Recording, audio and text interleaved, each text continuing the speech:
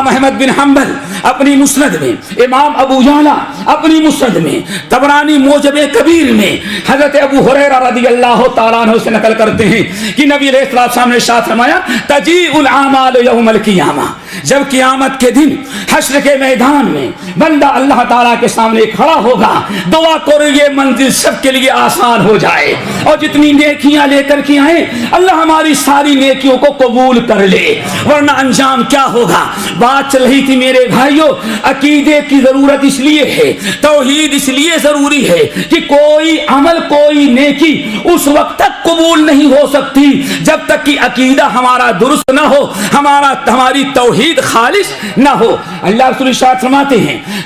بندہ رب العالمین کے سامنے حساب کتاب کے لیے کھڑا ہوا، اب اس کے اعمال آنے لگے، فتجی الصلاۃ، سب سے پہلے نماز آئی اور رب العالمین کے سامنے کہتی یا ربی انا الصلاۃ، اے اللہ میں اس بندہ یہ جو آپ کے پاس کھڑا ہے میں زندگی بھر کی اس کی نماز ہوں۔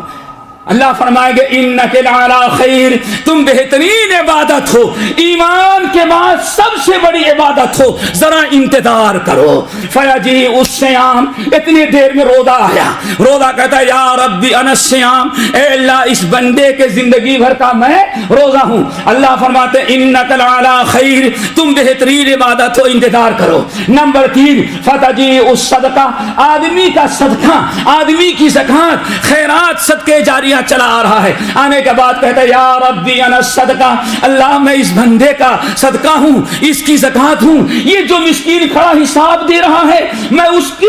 کی زکات اس کا صدقہ ہوں۔ اللہ فرمائیں گے انک لعلی خیر، بہترین عبادت ہو، نماز ہے، روزہ ہے، انہی کے ساتھ تم بھی انتظار کرو۔ نبی علیہ السلام فرماتے ہیں اسی طرح سے ساری نیکیاں چلی آ رہی ہیں، اللہ ساری نیکیوں کہتا ہے انتظار کرو۔ آخر میں آیا فیجیء الاسلام، آخر میں بندے کا ایمان اسلام عقیدہ آتا ہے۔ جب آدمی کا عقیدہ آیا،